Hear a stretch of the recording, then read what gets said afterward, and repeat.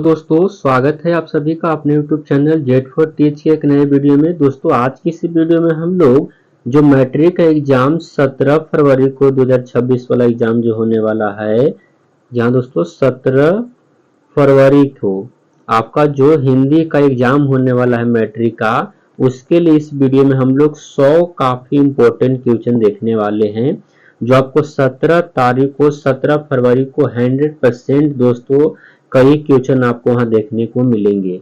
तो आप केवल 15 मिनट हमें दीजिए और इस क्वेश्चन को देख करके अच्छे से याद कर लीजिए, क्योंकि 15 मिनट के वीडियो में आपको कई क्वेश्चन आपको वहां देखने को मिलेंगे। तो चलिए आज की इस वीडियो को शुरू करते हैं। और फर्स्ट एग्जाम जो 17 फरवरी को होने वाला है, उसके लिए हम लोग हिंदी का क्वेश्चन देखते हैं। चैनल पर नए हैं तो चैनल को सब्सक्राइब कर दीजिए, दोस्तों को पास शेयर कर दीजिए जिनको भी 2026 में एग्जाम देना है। दोस्तों हिंदी का, मातृभाषा हिंदी का देखने वाले हैं 2026 एग्जाम के लिए। चलिए आज का पहला क्वेश्चन से वीडियो को शुरुआत करते हैं दोस्तों। तो आज का पहला क्वेश्चन देख सकते हैं आप लोग, क्या कहा गया कि नाखून क्यों बढ़ते हैं, गद्य की कौन सी विद्या है। पहले बात कर ले दोस्तों, इसके लेखक कौन है। तो हजारी प्रसाद द्विवेदी जी है। 4 ऑप्शन दिए गए, इसमें से कौन सा उत्तर सही उत्तर होगा। तो यह पाठ की विद्या कौन सी है। तो आप सभी लोग को पता है कि यह पाठ की विद्या दोस्तों यह ललित निबंध है। ऑप्शन नंबर सी आपका सही जवाब हो जाएगा, ललित निबंध।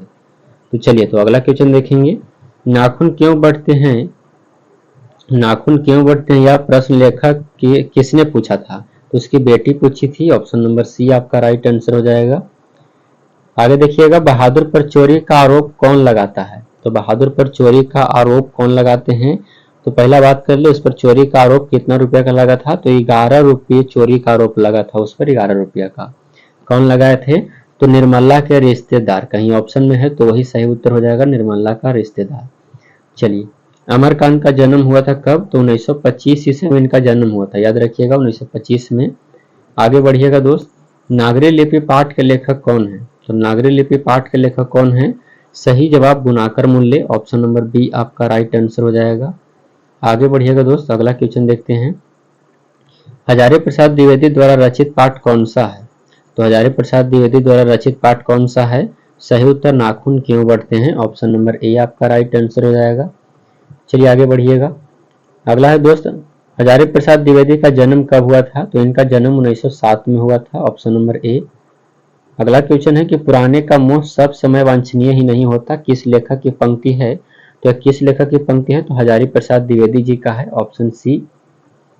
अगला है दोस्तों, बुढ़ापा शब्द पर्यावरण व्याकरण के किस संज्ञा से संबंध है।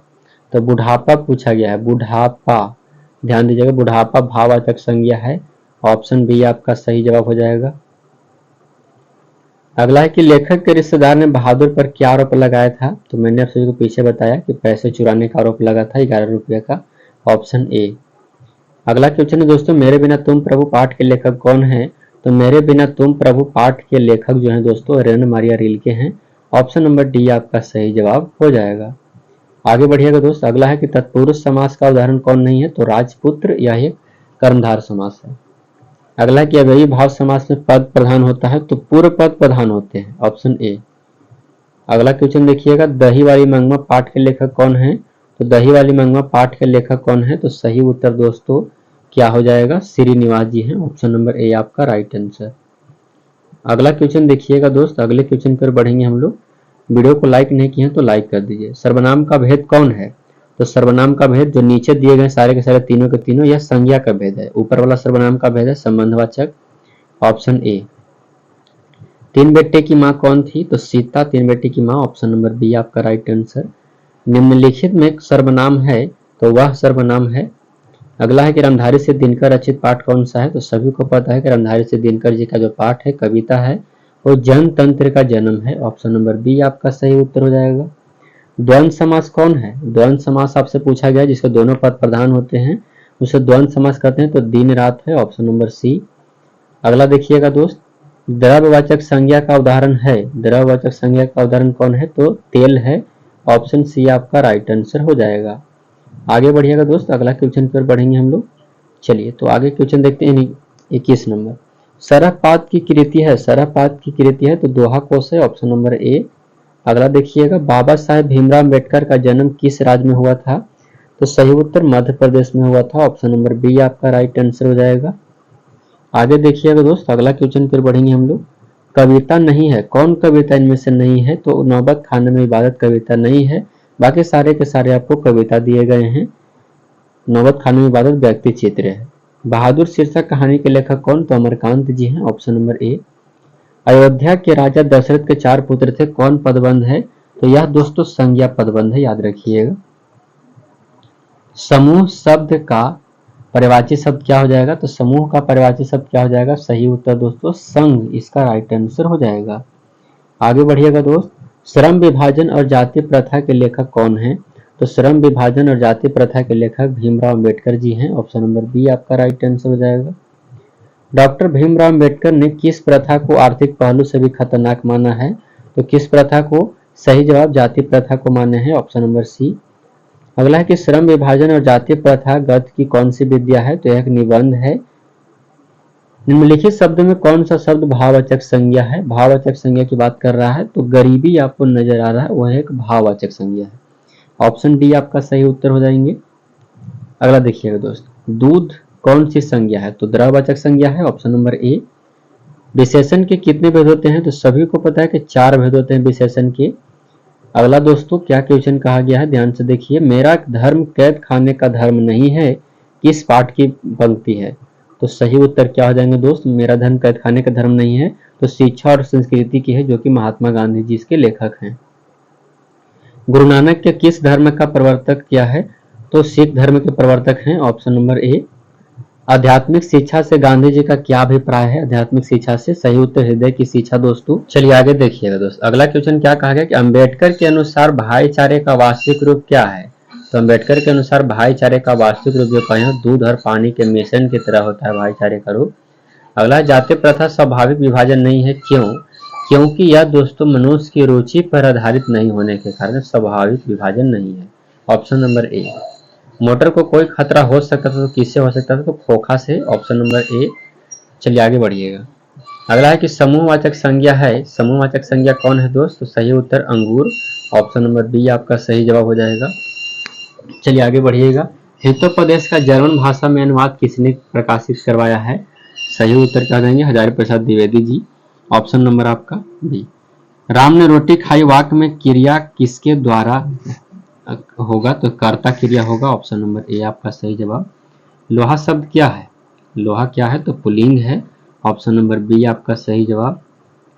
अगला है कि गुणवाचक विशेषण है, गुणवाचक विशेषण कौन है दोस्त? तो अच्छा, ऑप्शन नंबर डी। अगला है कि 20 के दांत कहानी के रचयिता कौन है? तो 20 के दांत कहानी के रचयिता कौन है? सही जवाब दोस्तों नलिन बिलोचन शर्मा जी हैं, ऑप्शन नंबर सी आपका राइट आंसर। झोपड़ी और महल वाले की लड़ाई में अक्सर कौन जीतता है? तो महल वाले ही जीतते हैं, ऑप्शन नंबर बी। शेखर एक जीवनी उपन्यास किसकी रचना है? तो यह किसका उपन्यास है? तो सच्चिदानंद हिरानंद वत्सयन अज्ञे जी का है, ऑप्शन बी। चलिए दोस्त आगे बढ़िएगा, अगला क्वेश्चन देखते हैं क्या कहा गया है। एक वृक्ष की हत्या शीर्षक कविता कुंवर नारायण के किस संकलन से लिया गया है? तो सही उत्तर इन दिनों से यानी इसी दुनिया में हो सकता है ऐसा।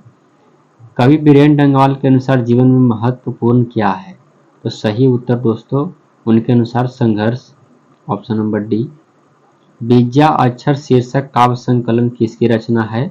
सही उत्तर अनामिका का है, ऑप्शन नंबर ए आपका राइट आंसर। कवि जीवनानंद दास का जन्म कब हुआ था? तो कवि जीवनानंद दास का जन्म 1899 ईस्वी में हुआ था, ऑप्शन नंबर बी आपका सही जवाब। छात्रावस्था का संधि विच्छेद क्या हो जाएगा? तो छात्रावस्था का सही संधि विच्छेद छात्र जोड़ अवस्था हो जाएगा, ऑप्शन नंबर डी। अगला है दोस्तों अस्त शब्द का विलोम क्या हो जाएगा? अस्त शब्द का विलोम उदय होता है, ऑप्शन नंबर ए आपका राइट आंसर। कृष्ण शब्द का विलोम तो श्वेत होता है। चंद्रमा का परिभाषित शब्द पूछा गया है, तो सही उत्तर क्या हो जाएंगे? चंद्रमा का शशि होता है, ऑप्शन नंबर डी। अगला है कि आंख का परिभाषित शब्द क्या है? आंख का परिभाषित शब्द क्या हो जाएगा? तो चक्षु होता है, ऑप्शन नंबर ए। अधर्म में कौन सा उपसर्ग है? अधर्म में कौन उपसर्ग है दोस्तों? सही उत्तर अ उपसर्ग है, ऑप्शन नंबर ए आपका राइट आंसर। परिश्रम में कौन उपसर्ग है? परिश्रम में कौन उपसर्ग?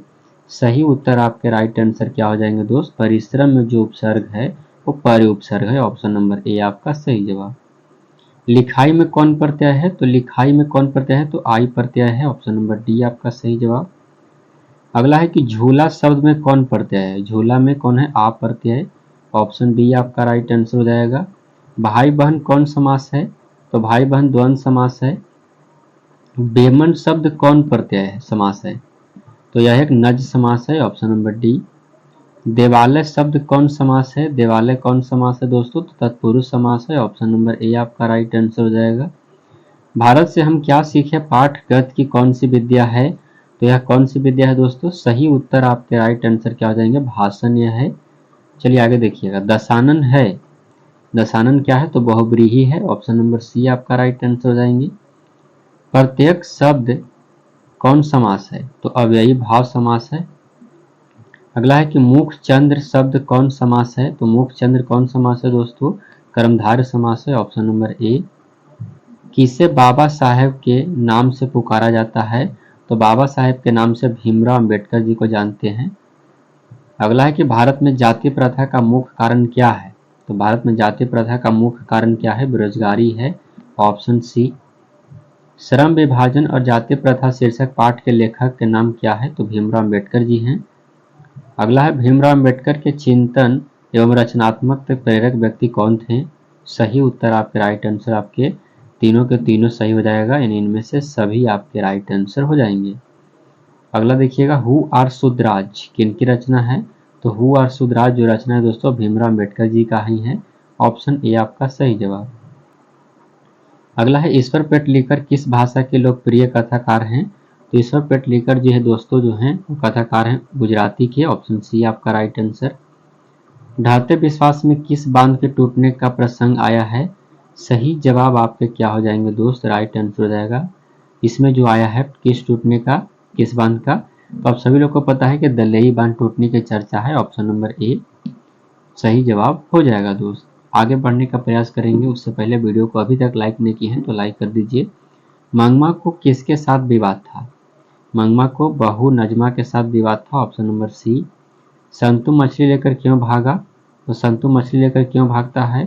क्योंकि दोस्तों उसे कुएं में डालने के लिए भागता है। ऑप्शन नंबर ए आपका राइट आंसर हो जाएगा। अमरुद्दीन का जन्म कहाँ हुआ था? अमरुद्दीन का बिहार में। Option number B.